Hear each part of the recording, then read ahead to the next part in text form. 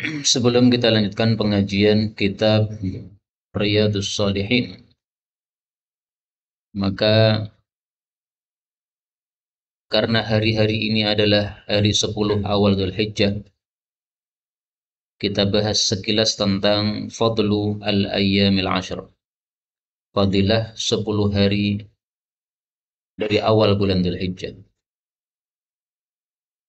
Fadilahnya antara lain, yang pertama, Allah Subhanahu wa taala mengatakan pada surah Al-Fajr, wal fajr walayalin ashr. Demi waktu fajar, demi malam-malam yang 10. Menurut mayoritas para ulama tafsir, layalun ashr adalah 10 awal Dzulhijjah. Sebagian ahli tafsir mengatakan maksudnya 10 awal Muharram. Sebagian lagi mengatakan 10 akhir apa? Ramadan. Tapi mayoritas ulama mengatakan 10 awal Dzulhijjah. Fadilah yang kedua, Allah sebutkan pada surah Al-A'raf ayat 142, wa wa'adna Musa 30 lailah, kami berikan janji kepada Nabi Musa 30 malam, wa atmamnaha bi'ashrin, lalu kami sempurnakan dengan 10 malam tambahannya, fatamma miqatu rabbih 40 lailah, maka sempurna menjadi 40 malam. Nah, 10 tambahan ini menurut ulama tafsir adalah 10 awal Dzulhijjah. Maka ini fadilah 10 awal Dzulhijjah dipilih oleh Allah sebagai hari-hari perjumpaan dengan Nabi Musa alaihi salatu wassalam, untuk Nabi Musa mendapatkan wahyu kitab Taurat dari Allah Subhanahu wa taala. Meskipun di sini terjadi perselisihan pendapat para ulama, 10 awal Dzulhijjah ini adalah 10 awal dari 40 hari atau 10 akhir dari 40 hari.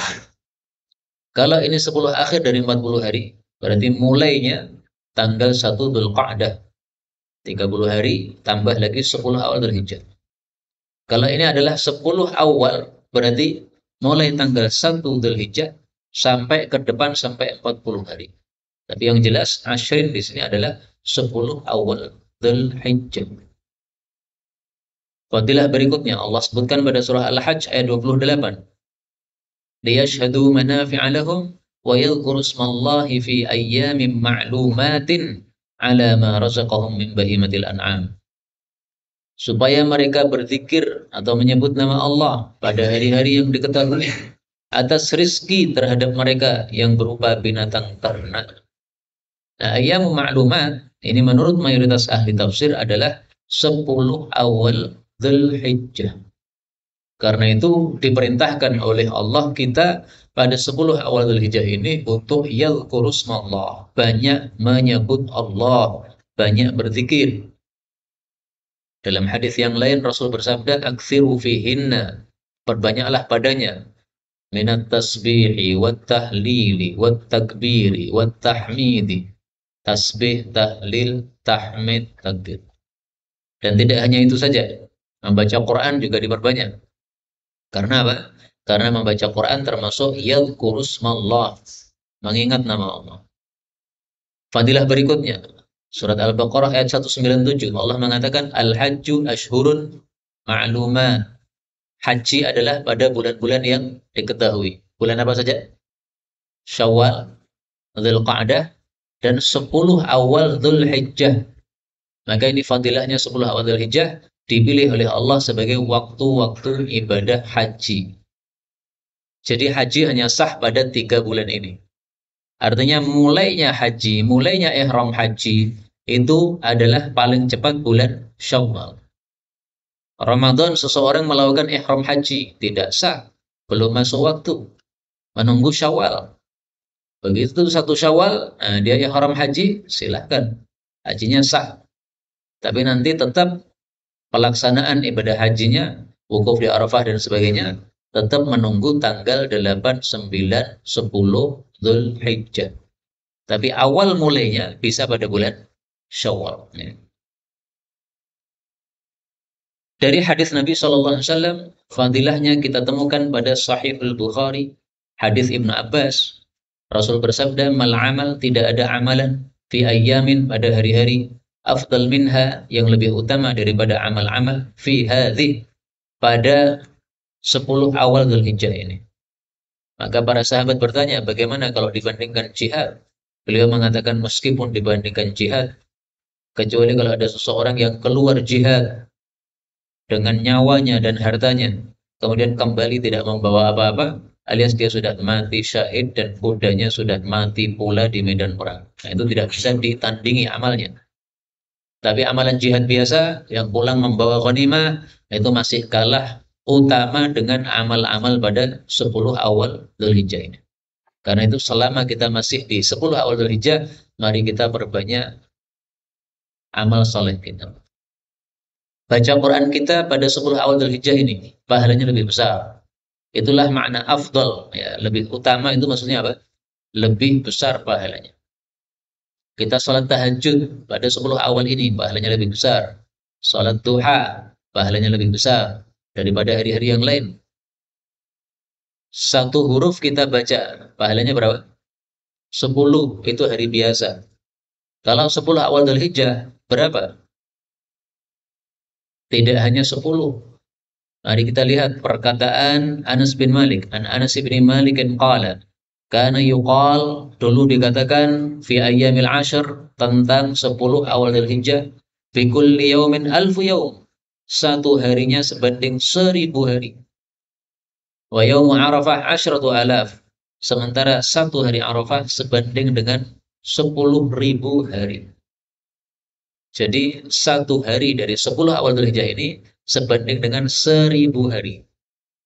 Maka kalau di hari biasa kita membaca satu huruf sama dengan 10 pahala, berarti di hari-hari ini kita membaca Al-Quran satu huruf 10.000 pahala. Karena satu harinya sebanding dengan 1000. Sementara tadi lipat kali 10, berarti 10.000. Besar sekali. Satu hurufnya 10.000 pahala.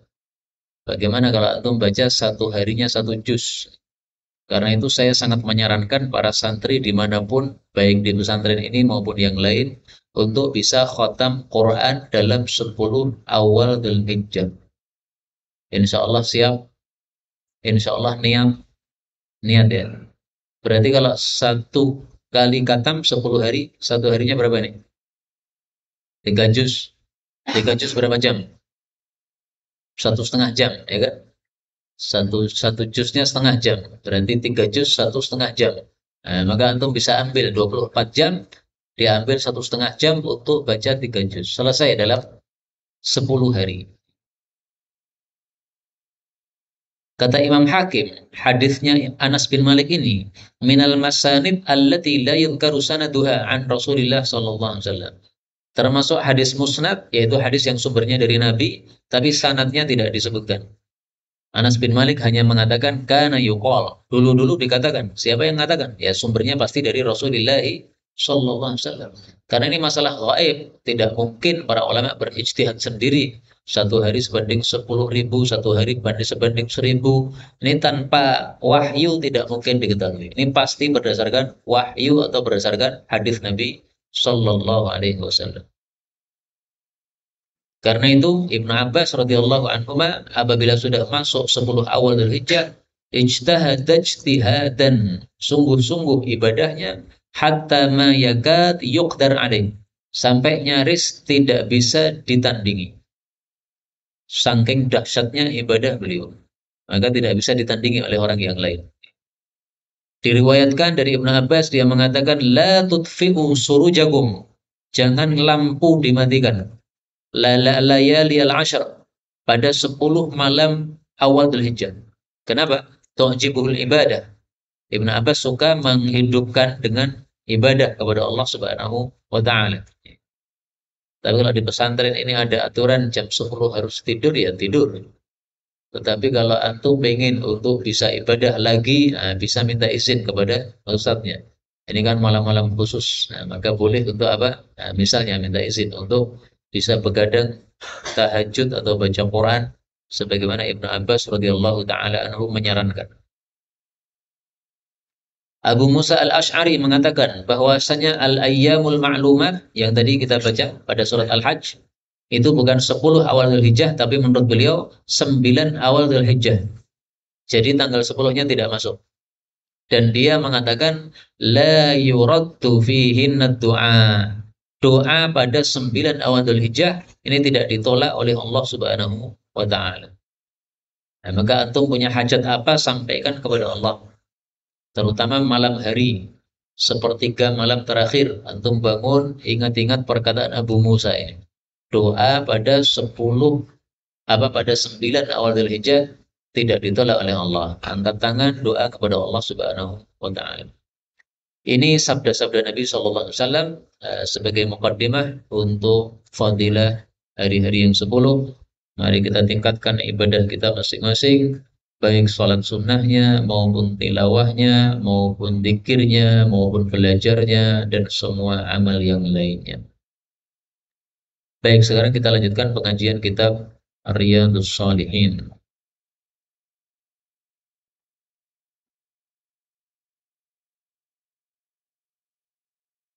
Pada pertemuan yang lalu kita sudah membahas adab makan dan juga adab minum. Bahwasanya adab minum salah satunya setiap diminum bismillah, setiap dilepas alhamdulillah. Berbeda dengan makan. Kita lanjutkan sekarang bab yang ke-112. Faqala al-muallif rahimahullahu ta'ala wa nafa'ana bihi wa bi'ulumihi fid dharain amin. Babu bab karahati, dibencinya asyurbi, minum min famil qirbah, dari mulut kirbah, wa nahwiha, dan sejenisnya, wa bayani, dan penjelasan, annahu, bahwasanya hal itu, karahatu tanzih, makruh tanzih, la tahrim, bukan makruh haram. Jadi bab ini akan membahas tentang makruhnya minum dari mulut kirbah. Kirbah itu adalah wadah air yang biasanya terbuat dari kulit. Nah, maka tidak disunahkan untuk langsung minum pada mulutnya itu. Tapi hendaklah dituangkan ke gelas, baru kemudian kita minum pada gelas tersebut. Nah, kata Imam Nawawi, larangannya adalah makruh, bukan haram. Jadi larangan dalam agama ada dua macam. Ada yang haram, ada yang makruh. Lah untuk mengetahui kapan haram, kapan makruh, bagaimana?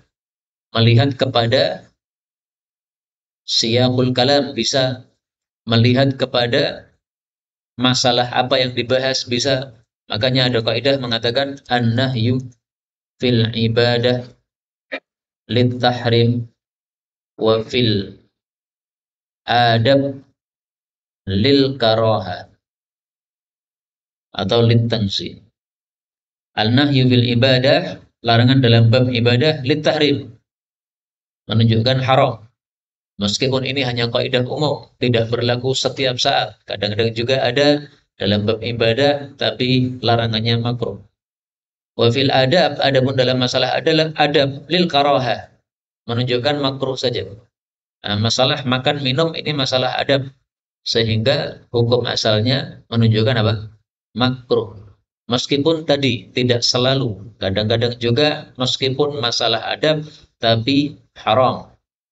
Contohnya, mohon maaf, suami istri dilarang hubungan dimasukkan pada dubur. Ini masalah adab. Tapi ternyata hukumnya apa? Haram. Bahkan dosa besar karena mal'un, dilaknat oleh Allah Subhanahu wa taala. Nah, baik, kita baca hadis yang ke pertama atau 762. An Abi Sa'id al-Khudri radhiyallahu anhu qala, naha, telah melarang Rasulullah sallallahu alaihi wasallam an ikhtinatsil asqiyah. Apa maksudnya? Yakni maksudnya antuk sara, bahwasanya dipecah afwahuha, bagian mulutnya, wa yushrabu minha, lalu langsung diminum darinya. Hadis muttafaqun alaih. Itulah makna ikhtinas. Adapun asqiyah ini jamak dari siqa. Siqa artinya wadah air minum. Jadi gambarannya guci, ya. Guci kan ada moncongnya itu kan.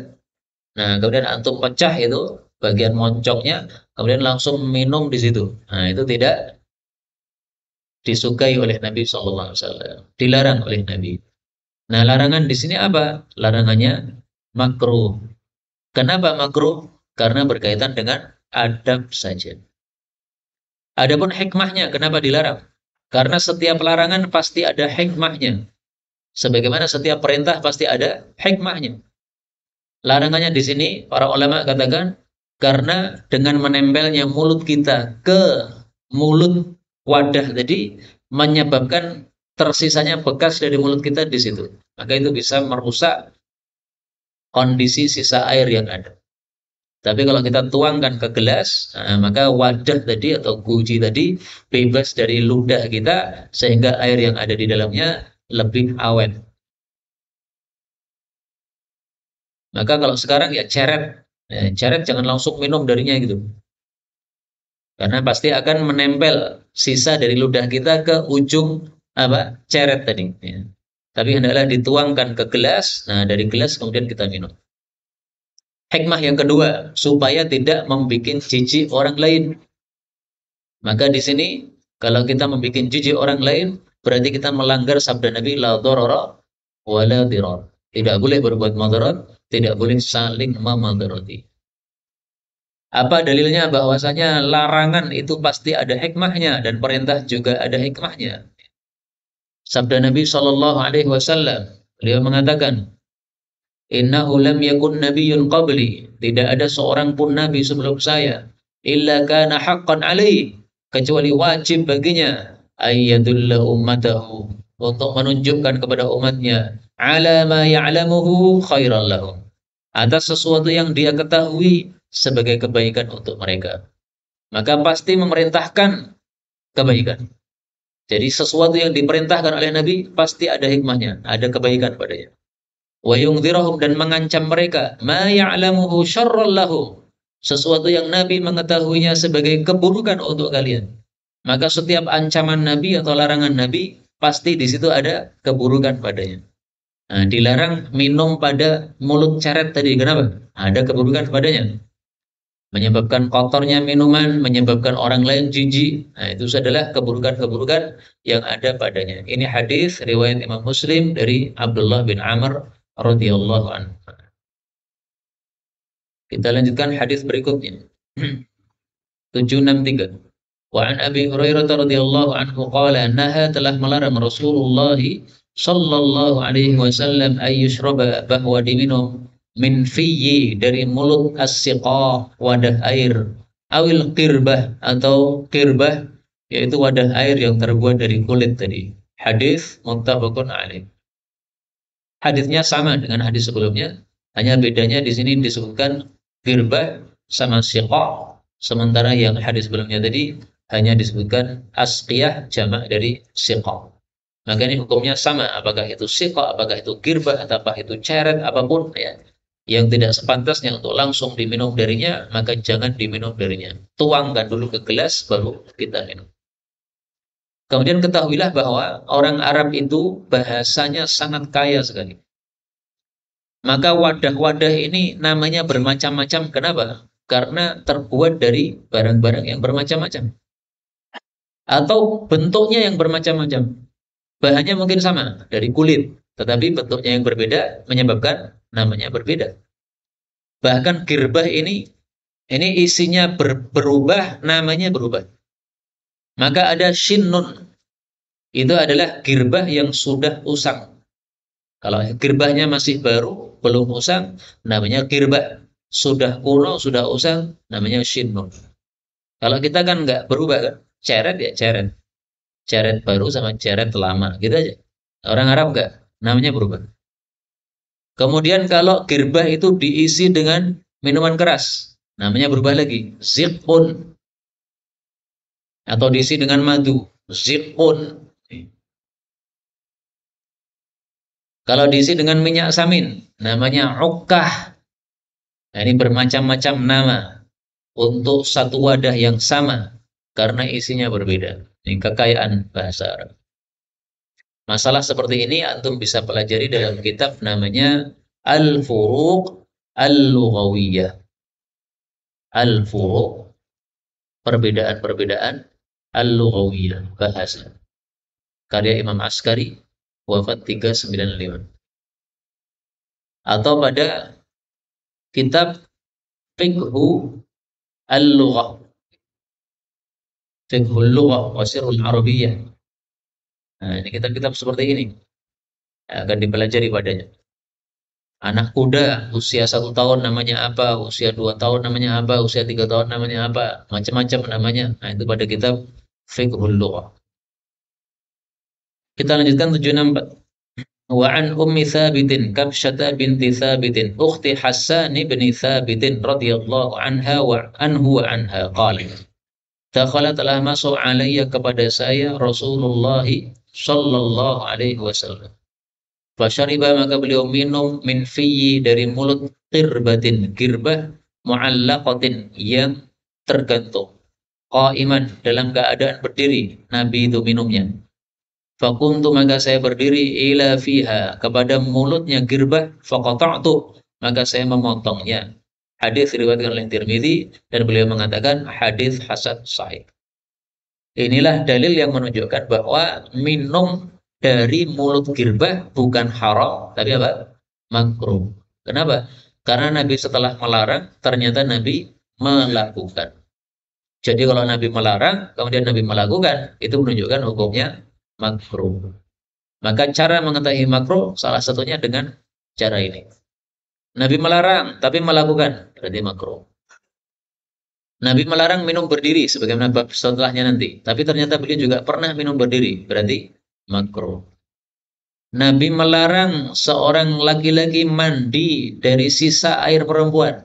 Tapi Nabi sendiri pernah mandi dari sisa air Maimunah. Berarti larangannya apa? Makruh. Nah, seperti itulah penjelasan para ulama untuk mengkompromikan antara dua hadis yang bertentangan seperti ini, satunya melarang, satunya menunjukkan kebolehan.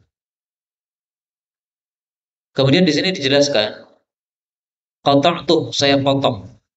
Untuk apa dipotong ini? Imam Nawawi mengatakan, wa innama tiada lain qata'atha, dia memotongnya litahfadha untuk menjaga maudhi'a fami Rasulillah sallallahu alaihi wasallam.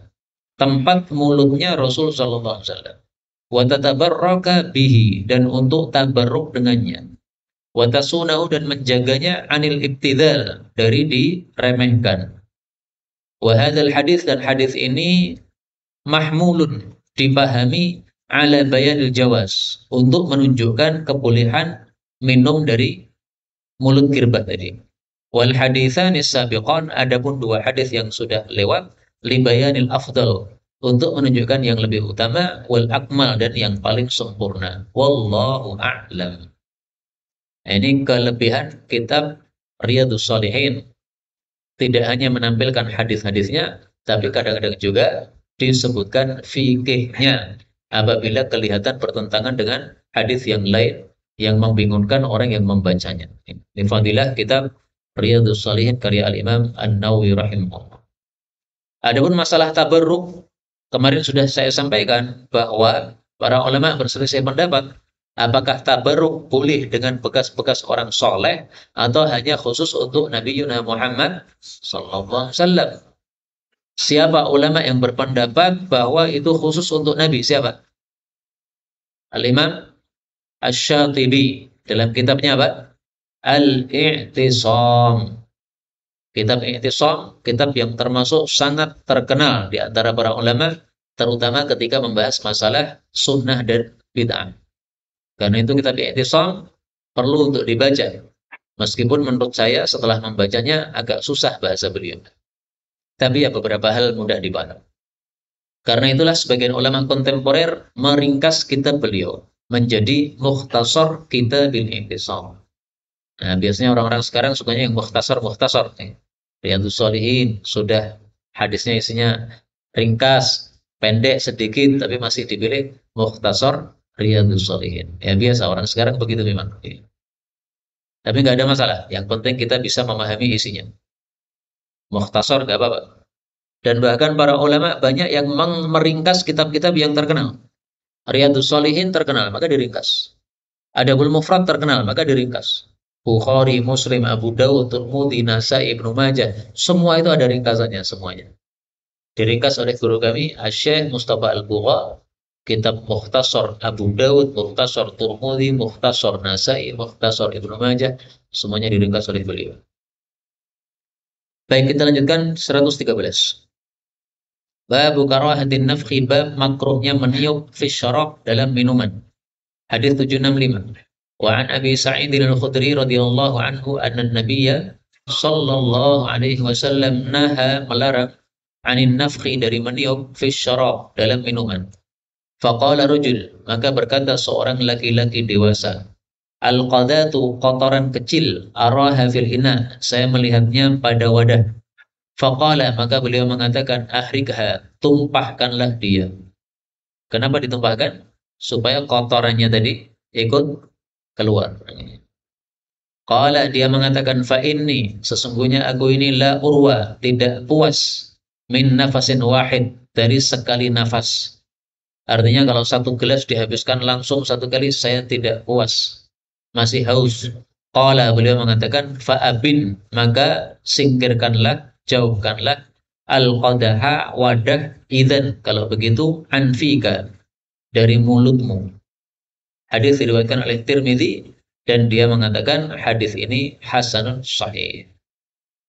Hadis ini membahas dua hal. Yang pertama, larangan meniup pada minuman. Kenapa dilarang? Satu, karena memadharati minuman tersebut. Karena kalau kita meniup maka mengeluarkan karbon, ya, dan itu akan merusak minuman kita. Kemudian madarat yang lain adalah membuat orang lain jijik, sehingga melihat minuman sisa kita setelah kita tiup dia tidak akan mau. Nah, jadilah mubadzir. Maka ini sebabnya dilarang oleh Rasulullah sallallahu alaihi wasallam. Kemudian hadis ini menceritakan tentang seorang sahabat Nabi yang bertanya dua hal. Dua hal ini tidak ada kaitannya. Pertama, dia bertanya, ada kotoran pada wadah minum saya, gimana ini? Nah, disuruh oleh Nabi dituangkan, sehingga kotorannya keluar. Nah, setelah itu kalau masih ada sisa air minumnya yang bisa diminum, maka silahkan diminum setelah kotorannya tadi dikeluarkan. Maka ini mengajarkan kepada kita cara hidup sehat. Minum itu dilihat dulu, kotor tidak, ada kotornya tuangkan, kata Nabi. Ahrikha, tuangkan. Jangan asal minum aja. Ada semutnya, disaring dulu. Jadi apakah Nabi itu mengajarkan cara makan yang sehat? Iya, dalilnya hadis-hadis ini. Dilarang meniup, dilarang minum masih kotor, hendaklah dituangkan dulu. Nah, ini semuanya menunjukkan bahwa Nabi mengajarkan kita cara hidup sehat. Kemudian pertanyaan kedua dari sahabat ini, dan ini tidak ada kaitannya dengan pertanyaan pertama, dia mengatakan satu kali nafas saya tidak puas, masih belum puas. Nah, maka kata Nabi, ya singkirkan dari mulut. Ini bisa dipahami maksudnya kalau minum itu jangan satu kali nafas, tapi minum kemudian dilepas, minum dilepas, minum dilepas, sebagaimana hadis yang sebelumnya kemarin. 766. Wa ani bin Abbas radhiyallahu anhuma anna nabiyya sallallahu alaihi wasallam naha, melarang, ayu tanafas, untuk bernafas, fil ina, pada wadah, au yunfakha fi, atau ditiup padanya. Hadis diriwayatkan oleh Tirmidzi dan beliau mengatakan hasanun sahih. Nah, pertanyaannya, larangan meniup pada wadah ini makruh atau haram? Imam Nawawi mengatakan karahah, makruh.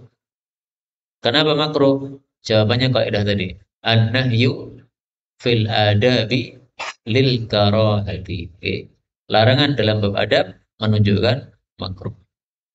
Meskipun kalau antum menggunakan fikihnya mazhab dhahiri, maka pastinya mereka mengatakan larangan ini hukumnya haram. Saya melihat di perpustakaan antum ada fikih mazhab dhahiri. Pernah baca nggak? 4 jilid kayaknya kan? Penulisnya adalah guru saya dari Mesir, Syekh Ibnu Najjar Ad-Dimyati. Masih muda. Sering nongol di YouTube, sering nongol di televisi-televisi Mesir. Nah, beliau menulis fikih berdasarkan madhab Syafi'i, fikih berdasarkan madhab Hambali. Hanafi, Maliki. Tambah satu lagi, Dhahiri. Jadi dia menghidupkan madhab Dhahiri. Sehingga dimunculkan kitab bermadhab Dhahiri. 4 jilid kayaknya saya lihat di perpustakaan. Nah, itu coba tuh melihat masalah ini, masalah larangan meniup pada makanan minuman ini hukumnya apa kata beliau. Tampaknya beliau mengatakan haram karena hukum asal dari semua larangan adalah haram. Ini mengingatkan kita tentang larangan untuk memotong kuku setelah masuk tanggal 1 Dzulhijjah bagi yang akan berkorban saja. Yang tidak. Idza dakhala al-'ashr, kalau sudah masuk tanggal 10 awal Dzulhijjah, tanggal 1 sampai 10 awal Dzulhijjah, wa indahu udhiyah, memiliki kurban Idul Adha yang dia ingin untuk berkorban dengannya, jangan potong bulu, jangan potong kuku. Nah, larangan ini menurut mazhab Imam Syafi'i larangannya makruh, tidak haram. Menurut mazhab Hambali larangannya haram. Sehingga kalau nekat potong kuku berdosa. Kukunya bersih tapi dosa. Kenapa dosa? Melanggar larangan Rasulullah Shallallahu Alaihi Wasallam. Adapun Imam Malik dan Imam Abu Hanifah malah berpendapat tidak makruh, tidak haram. Nah, saya nggak ngerti kenapa kok berpendapat tidak makruh, tidak haram, padahal dilarang oleh baginda Rasulullah Sallallahu Alaihi Wasallam. Yang paling dekat ya salah satu dari dua pendapat tadi, ada kalanya haram, ada kalanya makruh. Dan masih diperselisihkan lagi oleh para ulama. Ada yang mensyaratkan khusus bagi yang indahu udhiyah, sudah punya hewan kurban. Kalau belum punya hewan kurban, meskipun sudah niat untuk beli korban, tidak terkena larangan. Tapi itu pendapat minoritas ulama. Pendapat mayoritas ulama, kalau sudah niat korban, meskipun belum ada hewan korbannya, karena masih mencari, atau karena masih menabung, sampai nanti tanggal 10 atau tanggal 9, maka dia sudah terkena hukum ini. Tapi hukum ini hanya berlaku untuk yang hendak berkorban. Bapakmu hendak berkorban, kamu kan tidak kan? Nah, berarti kamu tidak terkena hukum ini. Meskipun saya jujur lagi, ini juga masalah khilafiyah. Ada sebagian ulama berpendapat kalau bapaknya kena hukum ini, maka bawahnya juga ikut. Kaidahnya apa? At-tabi'u tabi'un. Pengikut itu mengikuti. Bapaknya atau induknya kena hukum tidak boleh potong kuku. Berarti anak-anaknya semuanya ikut semuanya. Tapi kalau saya pribadi cenderung tidak berlaku untuk anaknya dan istrinya. Berlakunya untuk suaminya saja yang akan berkorban, karena Rasulullah hanya bicara kepada orang yang hendak korban. Wallahu a'lam bishawab. Nah, yang aneh itu di Solo. Di Solo itu ada satu kelompok yang berpendapat ini maksudnya tidak boleh potong bulu kambingnya, tidak boleh potong kuku kambingnya. Ada apa kuku kambing dipotong? Ada orang potong kuku kambing, ada? Nggak ada, aneh-aneh aja ini. Orang Jawa ini aneh-aneh. Membaca hadis Nabi dipahami sendiri, tidak pakai pemahaman para ulama. Saya tidak usah sebutkan kelompok apa itu, khawatir malah apa? Jadi salah pahami. Yang penting kalau ada orang menjelaskan seperti itu, salah, jelas. Tidak ada satupun ulama yang menjelaskan seperti itu. Pernah ditanyakan kepada salah satu guru kami dari Suriah, apakah ada yang memahami ini maksudnya dilarang potong bulu kambing, kuku kambing? Nah, maka kata beliau, la ahad. Enggak ada satu ulama yang memahami seperti itu. Jelas salah paham. Baik, kita lanjutkan 114. Bab bayani, bab penjelasan jawazi bolehnya asyurbi, minum qaiman dengan berdiri. Wa bayani, dan penjelasan annal akmal, bahwasanya yang sempurna, wal afdal, dan paling utama, asyurbu qa'idan, minum dengan duduk. Fihi, di dalam bab ini ada hadis Kabsyah, hadisnya Ibu Kabsyah as-sabiq yang telah lewat. Jadi Kabsyah ini jangan diartikan ya hadisnya kambing gibas, jangan begitu. Kabsyah ini udah nama. Kalau nama kamu arti-artikan gitu susah nanti. Aina dhahabta ila ma'in jadid. Aina ma'un jadid, Banyuanyar. Ya, susah malah. Banyuanyar udah Banyuanyar, jangan ma'in jadid, enggak sampai-sampai nanti. 767. Wa an Ibnu Abbas radhiyallahu anhuma qala Saqaitu, aku memberi minum an-nabiyya sallallahu alaihi wasallam min Zamzam, dari air Zamzam. Fasyariba, maka beliau minum wa huwa qaim, dalam keadaan berdiri. Muttafaqun alaih. Hadis ini merupakan dalil bolehnya minum sambil berdiri. Tetapi kata para ulama, ini jarang dilakukan oleh Nabi sallallahu alaihi wasallam.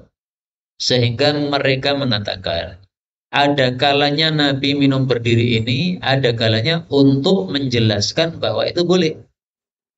Beliau kan pernah melarang kan? Nah, setelah itu untuk menjelaskan larangan saya dulu itu bukan haram. Nah, maka beliau sengaja minumnya berdiri.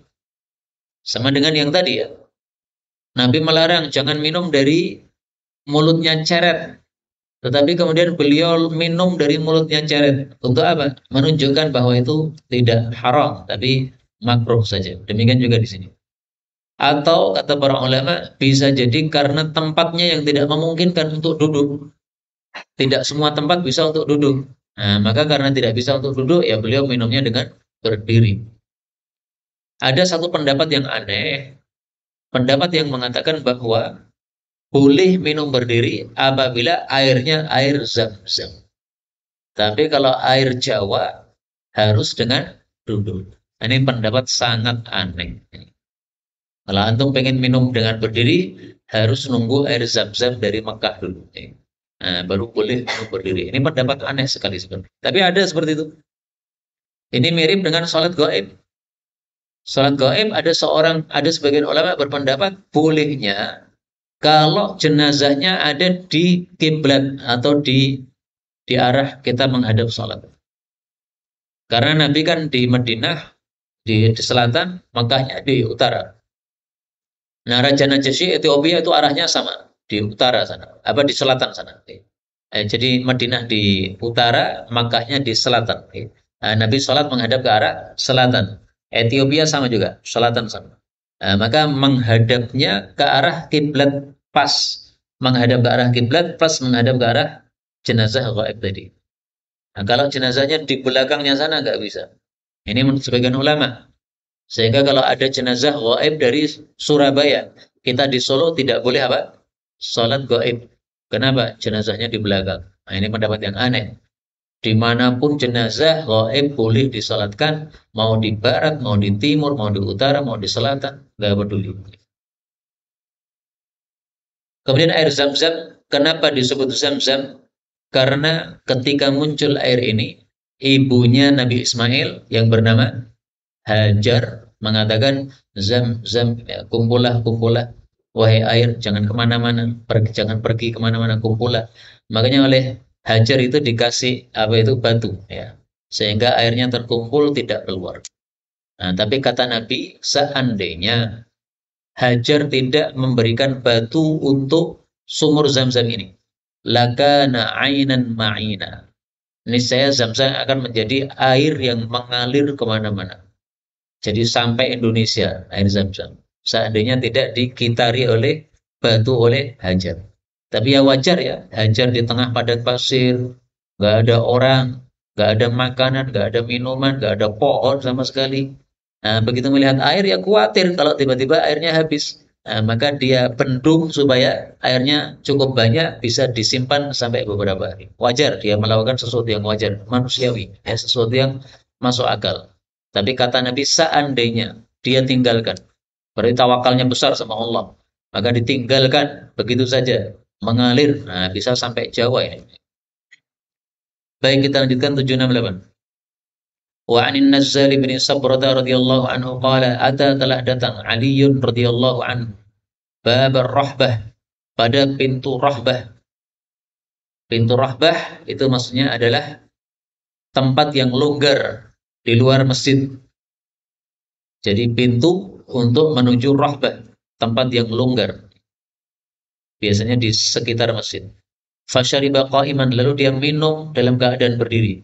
Ini disebutkan dalam riwayat yang lain, setelah wudu, kemudian sisanya dia minum dengan berdiri. Wa qala, dan dia mengatakan, ini sesungguhnya aku ra'aitu, melihat Rasulullah sallallahu alaihi wasallam fa'ala, melakukan, kama, sebagaimana ra'aitumuni, kalian melihat saya, fa'atu, saya melakukan, yaitu minum berdiri. Hadis riwayat Imam Bukhari. Ini dipahami oleh para ulama dengan pemahaman yang sama tadi, yaitu jarang-jarang dilakukan oleh baginda Rasulullah Sallallahu Alaihi Wasallam. Tapi yang lebih sering adalah beliau minumnya dengan duduk, adapun dengan berdiri itu karena suatu sebab, baik karena tempatnya atau karena untuk menjelaskan kebolehan. 769 wa Ali bin Umar radhiyallahu anhu qala kunna adalah kami dulu nakul makan ala ahdi Rasulillah di masa Nabi sallallahu alaihi wasallam wa nahnu namshi dalam keadaan kami berjalan wa nashrab dan kami minum wa nahnu qiyam dalam keadaan kami berdiri. Hadis riwayat Tirmidzi dan dia mengatakan hadis ini hasan sahih. Hadis ini juga dipahami oleh para ulama maksudnya kondisi yang jarang. Jadi bukan sering-sering para sahabat itu makannya dengan berjalan-jalan, minumnya dengan berdiri, bukan gitu. Maksudnya Ibnu Umar ini menjelaskan, dulu kami ya kadang-kadang makan dengan berjalan, kadang-kadang juga minumnya dengan berdiri. Maksudnya Ibnu Umar apa? Itu tidak sampai haram. Tercela, iya. Terlarang, iya. Tapi tidak sampai haram. Larangannya larangan adab saja. Makanya muncul kaidah para ulama tadi, an-nahyu fil adabi lil karaha. Munculnya kaidah itu karena membaca hadis-hadis seperti ini. Nabi melarang, ternyata para sahabat melakukan. Kok bisa? Gimana ini? Nyambungnya gimana? Nah, para sahabat berarti memahami larangan itu bukan larangan haram. Nah, tidak mungkin pemahaman para sahabat lebih jelek daripada pemahaman kita. Tidak mungkin. Para sahabat mengatakan makruh, kita mengatakan haram. Tidak mungkin kita lebih benar, tidak mungkin. Karena para sahabat itu langsung mendengar larangan dan perintah dari Rasulullah SAW. Orang yang mendengar langsung larangan dan perintah pasti lebih paham. Ini larangannya haram atau bukan, pasti lebih paham. Seperti contoh saja, seseorang ngomong kepada antum, tolong ambilkan air. Antum lebih paham air apa yang dia maksud. Adapun saya yang tidak mengetahui kondisi, tidak akan paham air apa yang dia maksud. Saya mengambilkan air 1 ember. Orangnya malah geleng-geleng. Gimana diambilkan air 1 ember? Orang habis makan kok. Habis makan, tangannya kotor. Tolong ambilkan air. Berarti maksudnya untuk cuci tangan. Nah, nggak perlu 1 ember. Kasih wadah kecil saja. Antum lebih paham. Kenapa? Antum melihat kondisi dia. Dia habis makan, minta air. Nah, antum siapkan wadah kecil. Saya nggak ngerti masalah. Saya siapkan 1 ember. Dikira mau untuk mandi. Ya salah. Nah, demikian juga di sini. Para sahabat lebih paham apa maksud sabda Nabi melarang-larang seperti ini. Kemudian 770. Wa an Amr bin Shu'aib radhiyallahu anhu an abihi an jaddihi radhiyallahu anhu qala ra'aitu Rasulullah sallallahu alaihi wasallam yashrabu qa'iman. Aku melihat Nabi minum berdiri wa qa'idan dan duduk. Hadis diriwayatkan oleh Tirmidzi dan beliau mengatakan hasan sahih.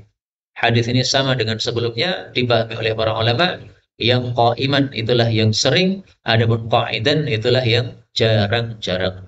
Makanya yang qa'iman didahulukan. Kenapa? Lebih sering dilakukan oleh Rasul. Mohon maaf.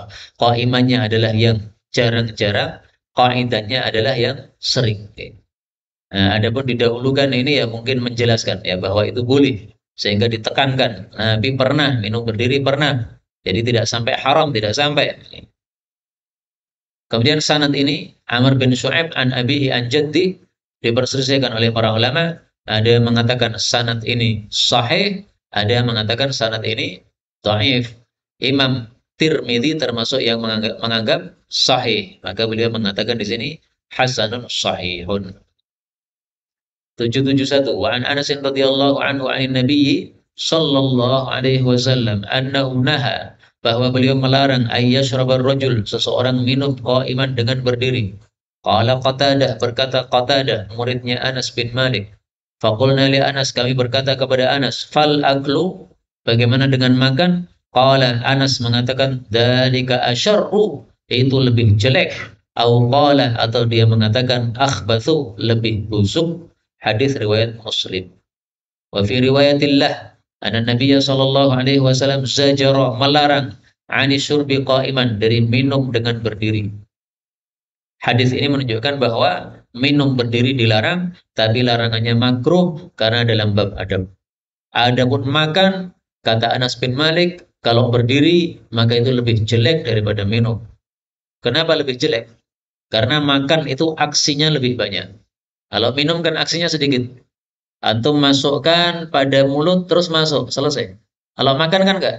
Masukkan ke pada mulut dikunyah-kunyah dulu. Selesai dikunyah baru masuk sedikit demi sedikit.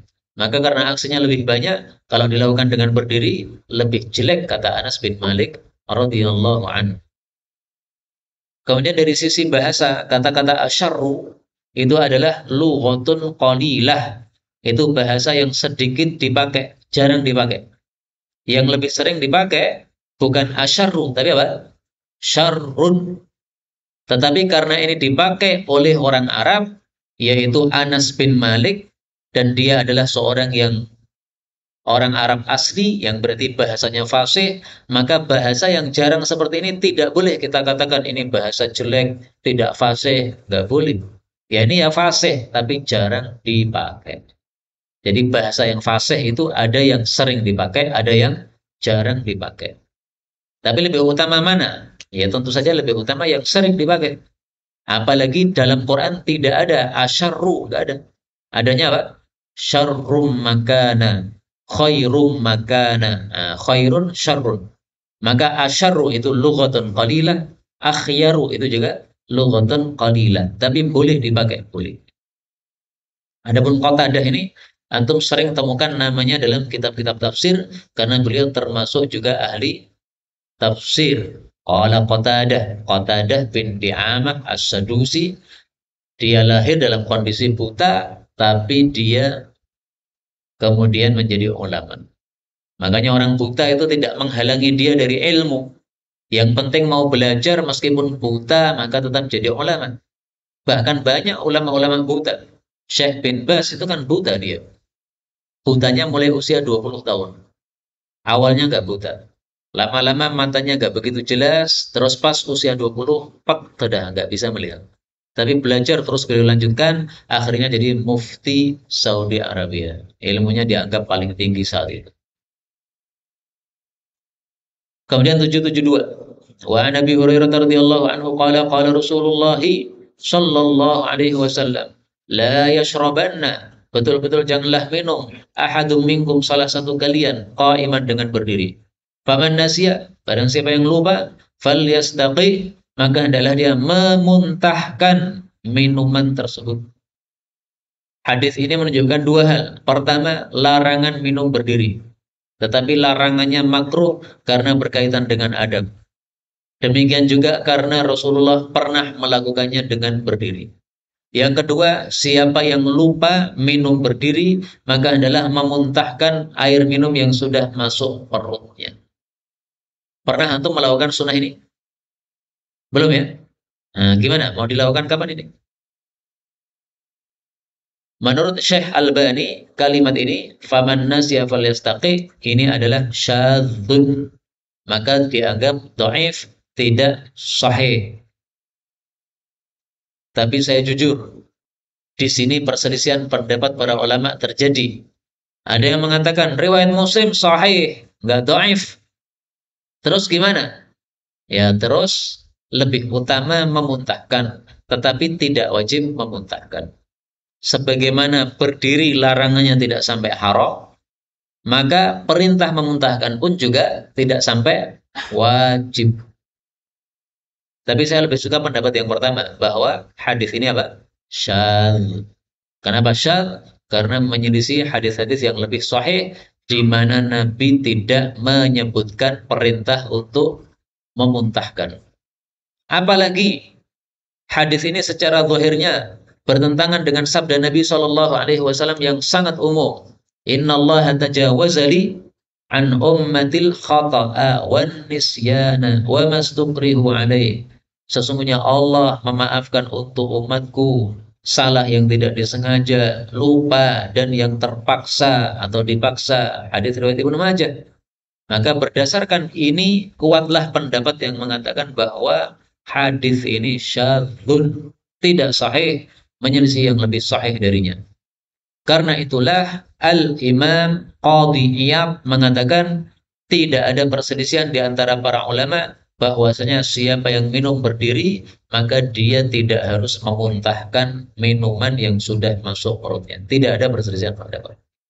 Inilah yang dapat kita pelajari. Wallahu a'lam bishawab. Benarnya dari Allah. Kalaupun ada salahnya, fa astaghfirullahaladzim li wa lakum. Walhamdulillahi rabbil alamin. Jangan lupa perbanyak amal pada 10 awal Dzulhijjah ini. Ada pembahasan?